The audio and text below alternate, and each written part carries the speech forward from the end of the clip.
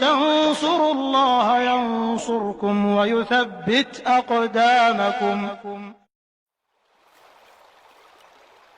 Abdullah bin Mas'ud radhiyallahu ta'ala anhu menceritakan, aku bertanya kepada Rasulullah sallallahu alaihi wasallam, wahai Rasulullah, apakah dosa yang paling besar? Rasulullah menjawab, manakala engkau menjadikan bagi Allah Subhanahu wa ta'ala tandingan, sementara dialah yang telah menciptakanmu. Kemudian Abdullah bin Mas'ud kembali bertanya kepada Rasulullah sallallahu alaihi wasallam, kemudian dosa apa lagi wahai Rasulullah sallallahu alaihi wasallam? Dosa berikutnya yang terbesar adalah engkau membunuh anakmu sendiri gara-gara engkau takut anakmu akan makan bersamamu. Gara-gara engkau khawatir anakmu akan mengambil jatah rizkimu. Kemudian dosa apa wahai Rasulullah sallallahu alaihi wasallam? Dosa berikutnya yang paling keji dan paling besar adalah engkau berzina dengan istri tetanggamu. Hadis ini sahih diriwayatkan oleh Imam Al-Bukhari dan Imam Muslim.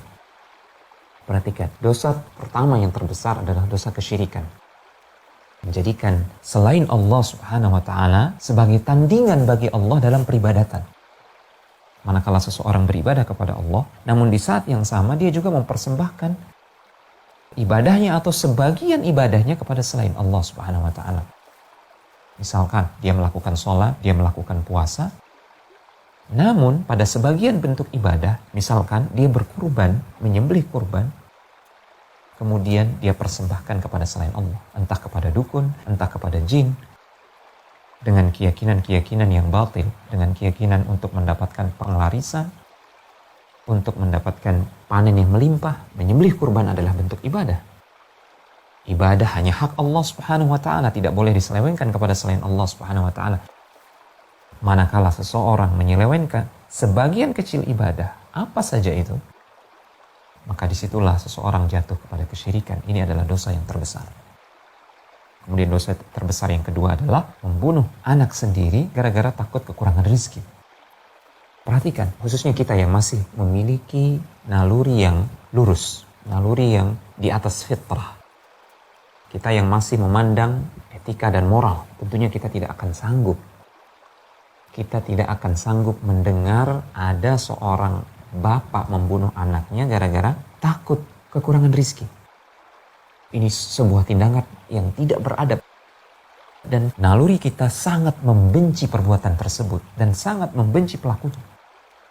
Ketahuilah bahwasanya kesyirikan kepada Allah lebih dahsyat, lebih besar, lebih keji dari dosa pembunuhan yang dilakukan oleh seorang bapak kepada anaknya. Kemudian dosa besar yang ketiga adalah berzina dengan istri tetangga.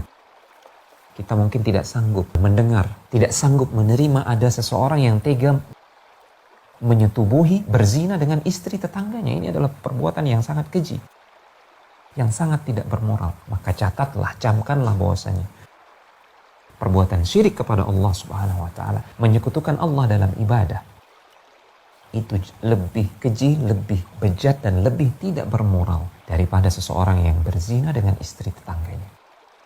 Jika ini kita camkan, maka hati kita akan kembali kepada fitrahnya. Hati kita akan marah. Marah karena Allah. Hati kita tidak boleh tentram manakala ada makhluk Allah, manusia yang berbuat syirik kepada Allah Subhanahu wa ta'ala. Apalagi dia adalah anggota keluarga kita. Maka kita wajib menegakkan nasihat karena Allah Subhanahu wa ta'ala, membimbing segenap keluarga kita, anak-anak kita dan keturunan kita untuk hanya mengagungkan Allah, membesarkan Allah Subhanahu wa ta'ala, dan mempersembahkan segenap ibadah lahir dan batin hanya untuk Allah Subhanahu wa ta'ala. Qul inna salati wa nusuki wa mahyaya wa mamati lillahi rabbil alamin. Katakanlah, sesungguhnya salatku dan sesembelihan kurbanku, hidup dan matiku hanya untuk Allah, karena Allah Rabbul Alamin.